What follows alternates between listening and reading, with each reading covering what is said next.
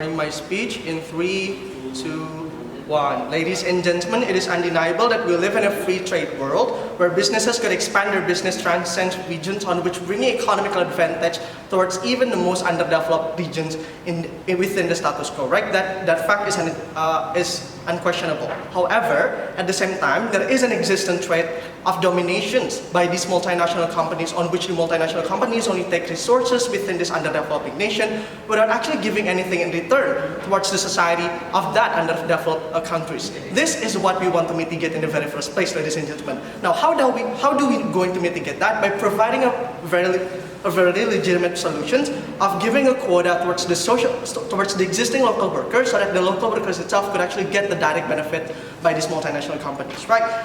In manifesting those solutions itself, there will be several setups that I want to establish. First, there will be 40% minimum requirement of quota so that the multinational companies could hire these local workers. They will provide the same equal benefits as other workers, such as interest and investment, such as jobs vacancies, such as bonuses within the end of the year, insurance and whatnot, ladies and gentlemen. Therefore, they will get the same treatment given regardless of whether or not they get into job with quotas or not, right? And second of all, ladies and gentlemen, the minimum requirement is not a limitation. If company wants to hire local awareness above the requirement, then we would encourage the companies itself to do the same as well. Now, you have to understand that that we will campaign this given the fact that we will campaign this multinational company to hire local workers does not necessarily mean that we're going to leave domestic industries behind, right? At the same time, we will still encourage the local workers itself to actually choose and actually determine whether or not they want to infiltrate themselves in domestic companies or multinational companies so that we will provide a solutions and options towards themselves in the end of the day. However, at the same time, we believe that this will create a very sustainable economical environment for both of the companies to compete on which only going to bring economical growth towards the developing countries in the end of the day, which is our main goal. Several framing that I want to establish in this debate is the very fact that the developing societies that we're talking about in this debate is an emerging new economic commerce of countries such as India and Indonesia. In Africa, we have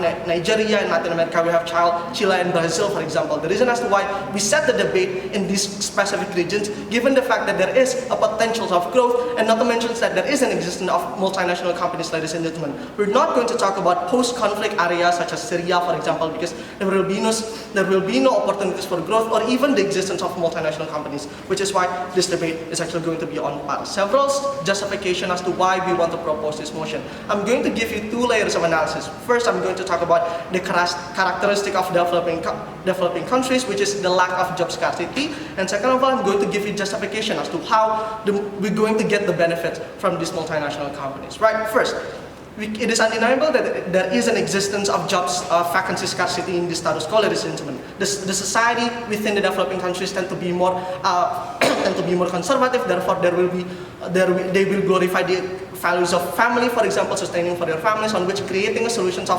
overpopulation within the societies itself. However, at the same time, the economical growth does not able to accommodate the overpopulation itself in the very first place. Therefore, there is an existence of lacks within the jobs vacancies, right? And even if there is a job that is actually provided by the government, you have to understand that sometimes the job itself is actually lacks in benefit and the payment is very unstable, such as like the sweatshops workers and whatnot, ladies and gentlemen. This is why multinational companies would be a great alternative to actually counter the lack of jobs vacancy. Now, at the same time, you have to understand that even if there is an existence of emerging e-commerce such as Gojek, for example, yet you have to understand that even Gojek itself tend to have prejudice towards the local workers, where they sometimes prioritize overseas workers as opposed to like they're hiring local workers. Right? This is the kind of situations that we want to mitigate. Therefore, by providing the solutions, the society will finally have an option to choose which kind of jobs that they want to have, on which the jobs vacancy is actually going to be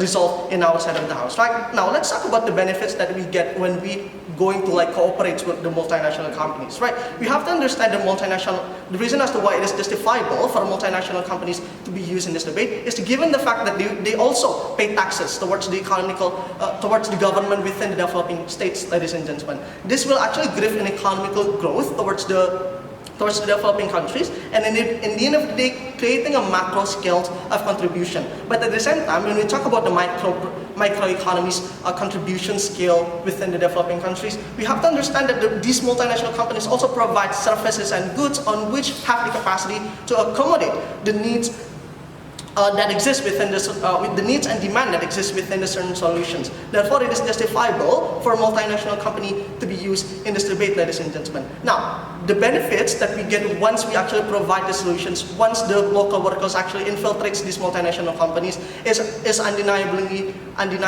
great, ladies and gentlemen, because there will be transportations of information within the worker, on which in the end of the day is actually going to give growth towards the local workers itself, on which going to provide them with education, and in the end of the day, only provide growth towards the individuals, given the fact that they have a very sustainable environment, given the fact that they finally accommodated with facilities to work within their jobs, for example, which is why it's actually going to be a great situation for the local workers itself. Now, at the same time, so you have to understand that the multinational companies tend to have like a disparity with the existing society within the developing countries. Right? We can see how KFC is actually providing an American food towards the Indonesian society. Now, the moment when local workers is actually infiltrating these foreign companies, it is undeniable that at the same time it's actually going to localize the businesses itself, on which going to bring a better engagement from the multinational company. Therefore, the existence of multinational company will not be deemed as foreign, will not be deemed as elitist, which only going to trigger the populist movement within certain countries, right? Given the fact that they are not going to be deemed as foreign anymore. When the people that actually substantiate these businesses is also consisting of those coming from the real citizens itself, the business environment within that company is actually going to shape in a way that they're also going to cater the peoples itself, on which in the end of the day creating a very localized business, even if their status in the very first place is actually a multinational company. Given all of the solutions that I've proposed, I'm going to propose the solution. Thank you.